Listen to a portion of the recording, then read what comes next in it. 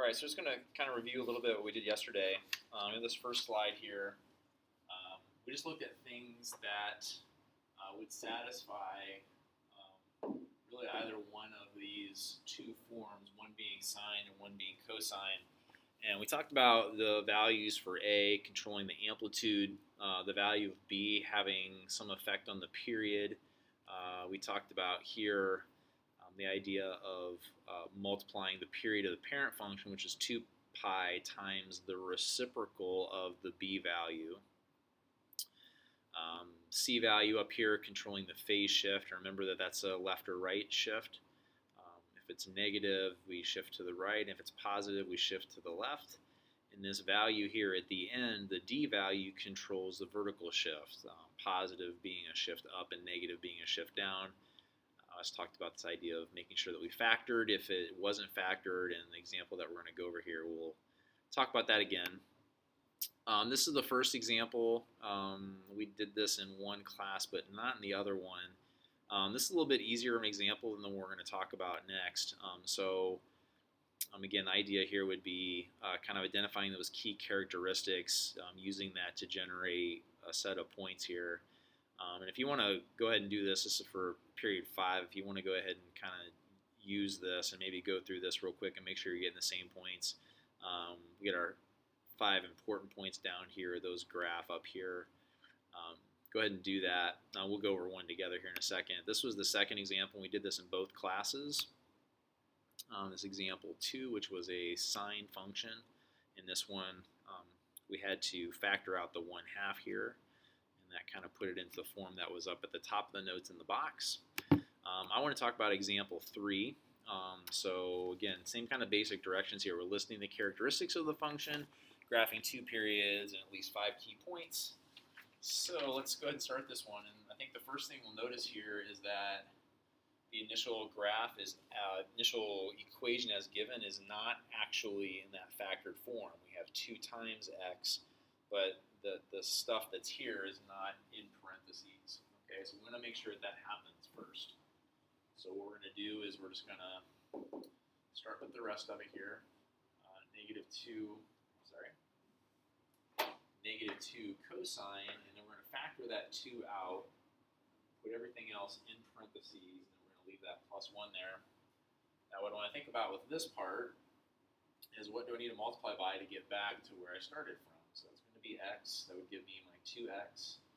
And then this one is going to be, let's see, what times 2 gives me 3 pi over 2? That's going to be 3 pi over 4. And I can check that out here by saying, well, 2 times 3 pi over 4. Multiply that in, that's going to give me 6 pi over 4, which gives me 3 pi over 4, which is not right. 3 pi over 2, better, which of course is what I kind of wanted to be back here. Okay, so this kind of verifies that all that works out and that I factored it correctly. Sometimes these factorings can be a little bit on the trickier side just because there's some fractions involved and so on and so forth, but this is kind of what we want it to look like. All right, so I'm going to get rid of this then so I don't get that confused with what I'm supposed to look at. We're going to use the one down here at the bottom. Okay, so amplitude here, of course, is this guy, so it's going to be an amplitude of 2. It's always the positive. This one is negative, but the amplitude is always a distance from that horizontal reference line to the peak or the valley of the curve. There is a reflection on this one because of the negative, so we'll make sure that we put that in there. Here, the period of this thing is going to be based off of our B value. Now for us, the B value is this, so we take the period of our parent function, which is 2 pi, and we multiply it by the reciprocal of the B value. So 2 reciprocal of that is 1/2, and that gives me a period of pi units. Okay, so we're going to take that back up here. And let's see, the phase shift is going to be based off of that guy. It's a positive 3 pi over 4, so this is going to be shifted to the left, 3 pi over 4. This piece here at the end is going to give us the vertical shift, and since that's a positive one, we're going to go up 1. Okay. So So we'll take that information and try to turn this into a graph somehow. So we'll make ourselves a nice XY axis here and kind of see where this takes us. So it is probably important to just kind of in the back of your head have a picture of what cosine of x actually looks like. This would be the parent function that we're transforming. So cosine of x, remember, we'll start up here at 1 and we'll dip down. And so that gives us 1 full. I mean, this is at positive 1 and this is at negative 1 down here. And the period for that one is going to be 2 pi units. Okay, so this is the guy we've actually transformed here.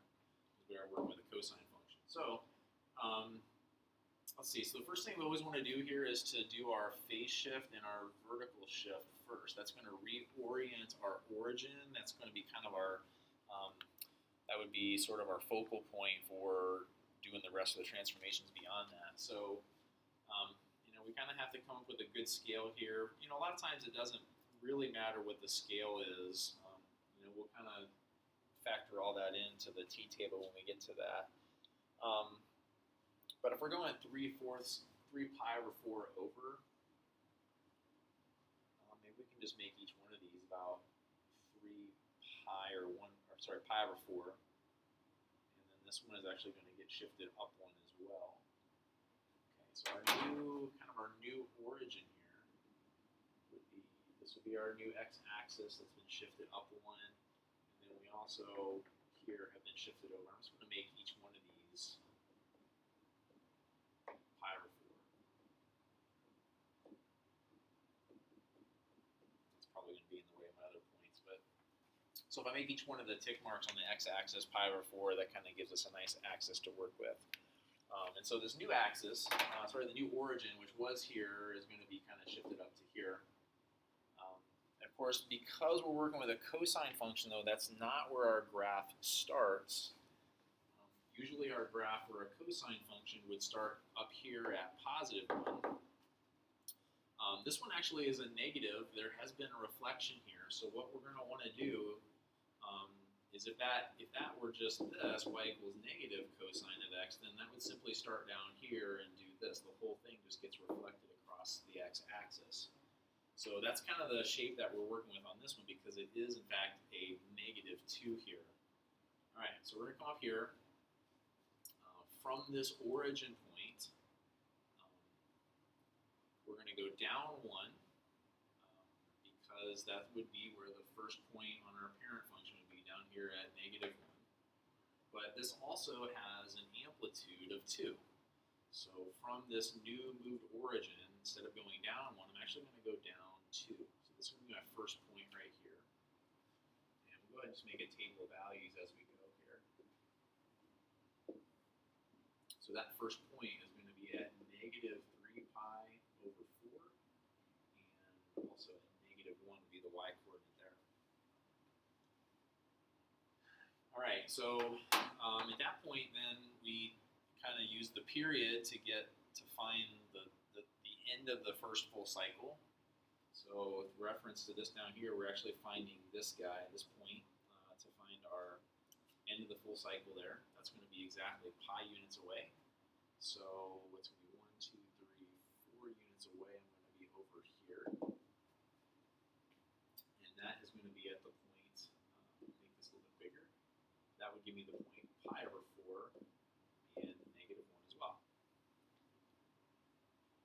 And the rest of that is just kind of thinking about the fractions and how they're going to work here. So halfway between the points that I already have, again, kind of looking at the parent function down here, I'm going to have a point where the graph peaks out. So at negative pi over 4, I'm going to be 2 units above that horizontal.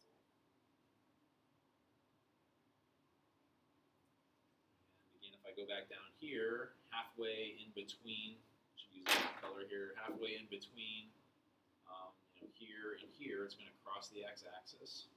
And that's going to happen over here as well. So halfway between this guy and this guy. So I'm just going to transfer those ideas over here. So halfway between the bottom of the curve and the top of the curve, it's going to cross. horizontal, and that's going to be at, what is that, negative pi over 2, and positive 1. And then we have another one over here at, was it going to be 0 and positive 1. Okay, so this gives me my 5 points that we're looking for. Oh, forgot this guy. This would actually be at negative pi over 4 and 3. Sorry, I didn't add that one in there. That's this point here. Okay, so once I have those in there, then I'm pretty much just kind of connecting those. And usually, all we need is the 5 points. We want to have those defined. But then we can just kind of continue that same pattern as well. This one's not scaled tremendously well, but we kind of get a sense here that we can get something that looks like this. Okay. So we get a sense of the repeating nature of that. Again, we want to graph 2 full cycles, but we want to define the 5 important points in a table of values or in a list or something beyond that. So that's pretty much example 3. What I'd like for you to do now is to go ahead and get into groups and work on questions 1 through 5 at the bottom. Please make sure you write all the characteristics, the amplitude, the period, the phase shift, the vertical shift, whether or not there's been a reflection, and go ahead and write that as part of your homework. But those 5 problems, make sure you put the graphs on graph paper. It makes it a lot easier to come up with good, accurate graphs. So go ahead and get into groups and you work on that. Whatever you don't get done in class is going to be homework. So I think that's about it. Thanks for listening, and I'll see you all tomorrow.